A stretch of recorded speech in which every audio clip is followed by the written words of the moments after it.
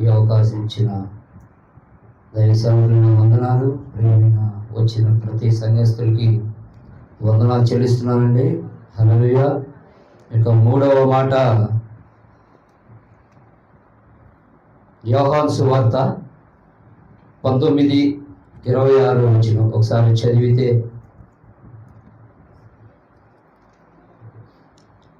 యేసు తన తల్లిని తాను ప్రేమించిన శిష్యుని దగ్గర నిలుచుట చూచి, అమ్మ ఇదిగో నీ కుమారుడు అని తల్లితో చెప్పాను.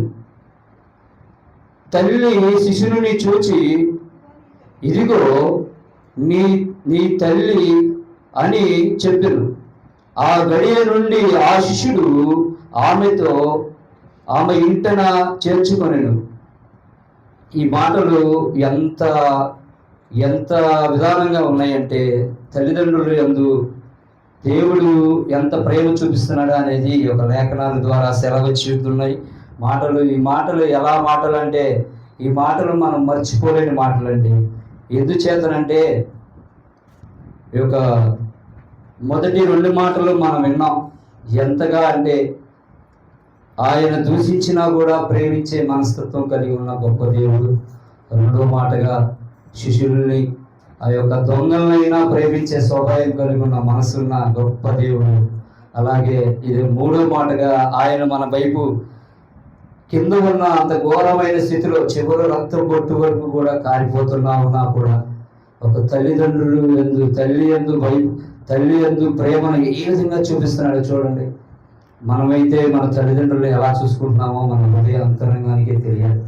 అయితే ఆయన చూడండి, చివరి రక్తపు బొట్టు వరకు కూడా కారిపోతుంది, కానీ కింద ఉన్న తల్లి వైపు చూస్తున్నాడు. ఎంత ప్రేమగా చూస్తున్నాడంటే, ఆ ప్రేమ మనం అసలు బాగా గ్రహించాలి. 7 మాటలు ఎలాగున్నాయంటే, దేవుడిని మాదిరిగా చూసుకోవడానికి అది 2026 సంవత్సరం క్రితం ముందు నుంచే అది జరిగింది. కానీ ప్రతి సంవత్సరం మనం ఈ మాటలు నెమరు వేసుకుంటూ ఉండాలి. ఎందుచేతనంటే, ఆయన మార్గము మనం ఆయన మాదిరిగా చూసుకోవడానికి, ఆయన చేసిన ప్రతి క్రియలను మనము ఆయన క్రియలుగా మార్చుకునే స్వభావం కలిగి ఉండే మాటలుగా ఈ మాటలు మనం ప్రతిరోజు నెమరు వేసుకోవాలని నేను తెలియజేస్తున్నాను. ఇక దేవుడు మీతో మాట్లాడుతున్నాడు. ఒక సామెతల గ్రంథం 23:25 ఒకసారి చదివితే,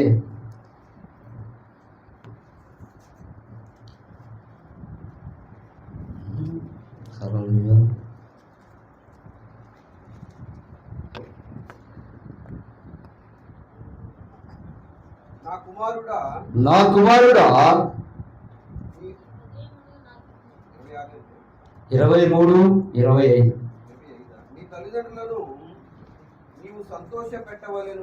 నీ తల్లిదండ్రులను నీవు సంతోష పెట్టవలెను, నిన్ను కనిన తల్లిని ఆనందపరచవలెను.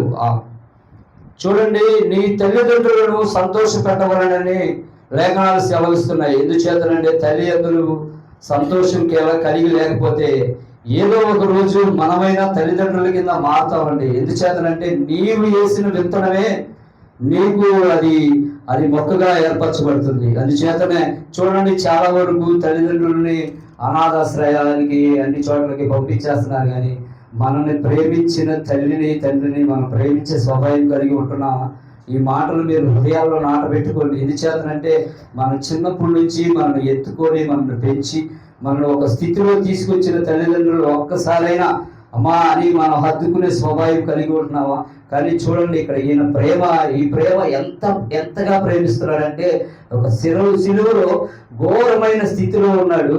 ఎంత ఘోరంలో ఉన్నా కింద ఉన్న తల్లిని చూసి తల్లిని ఒక శిశువుకి అప్పచెప్పే స్వభావం కలిగి ఉన్నాడు. ఎందుచేతనంటే, తల్లిదండ్రులు యందు భయభక్తులు కలిగి ఉన్నాగా ప్రేమ కలిగి ఉండే కృపను చూపిస్తున్నాడు. అక్కడ మనం ఆయన్ని మాదిరిగా చూసుకోవాలి. ఎందుచేతనంటే, మన తల్లిదండ్రుల్ని మనమే గౌరవించి సన్మానించిన పక్షాన ఈ జీవితం ఉండాలి. అర్థమే కదండి. ఆయనే దేవుణ్ణి ఒక విధంగా చెప్పాలంటే, మనని అంతగా ప్రేమించి మన కొరకు చివరి బొట్టు వరకు కాల్చిన దేవుడే తన తల్లిని ఎంతగా ప్రేమిస్తున్నాడో మనము ఇంకా ఎంతగా ప్రేమించాలనే స్వభావం మనలో ఉండాలి కదా. కానీ మన చాలా వరకు చాలా కుటుంబాలు తల్లిని చూస్తే ఒక తల్లిదండ్రులు అంటే వృద్ధాప్యం వాళ్ళు సంపాదించే స్టేజ్ అయిపోయిందని, వాళ్ళ పరిస్థితిని ఇక పనికిరాదని తోసేసే స్వభావం కలిగి ఉన్నారు. ప్రేమైన దేవుడి బిడ్డలారా, ఇది మట్టికి దేవుడు మీకు తెలియజేస్తున్నాడు. కానీ ఈ మాటలు ప్రతి ఒక్కరు జ్ఞాపకం చేసుకోండి. తల్లిదండ్రులను సన్మానించండి. తల్లిదండ్రులు యందు భయభక్తులు కలిగి ఉండి మీ ఆత్మస్వరూపం కలిగి ఉన్న దేవుడు ఏ విధంగా ఆ యొక్క తల్లిని యొక్క శిష్యుడికి అప్పచెప్పి ఉన్నాడో అటు రీతిగా మనం కూడా మన యొక్క తల్లిదండ్రుల్ని మన బిడ్డలలాగా మనం భావించుకొని యొక్క ప్రేమతో కలిగి ఉండే జ్ఞానమును కనుక దేవుణ్ణి అడిగితే, అట్టి ప్రేమ కలిగి ఉంటే కనుక దేవుణ్ణి మనం ప్రేమించామంటే అది నోటి మాటతో కాదండి. కానీ మన తల్లిదండ్రుల్ని మనం గౌరవించి ప్రేమించి ఉన్నాం అనుకో, కంపల్సరిగా దేవుడి యొక్క ప్రేమ మనం పొందుకుంటాం. అటు రీతిగా ఈ మాటలు మన వినికిడిలో ఉండునుగాక. ఆమేన్. దేవుని స్తోత్రం. మంచి 3వ మాటను వివరించినటువంటి ఇస్సాకు బ్రదర్